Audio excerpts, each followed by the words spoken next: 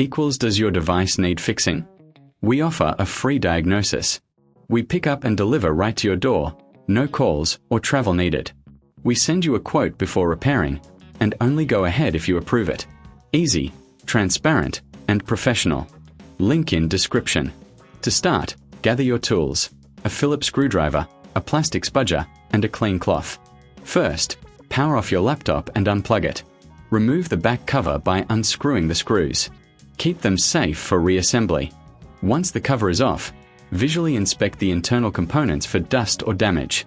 Use the cloth to gently clean any dust from the fan and vents. Next, locate the battery. Disconnect the battery connector carefully. Remove the screws holding the battery in place and lift it out. Now, take your new battery and place it in the same position. Secure it with screws and reconnect the battery connector. Moving on to the fan, unscrew it from its position. Replace it with a new fan, ensuring it fits snugly. Screw it back in place.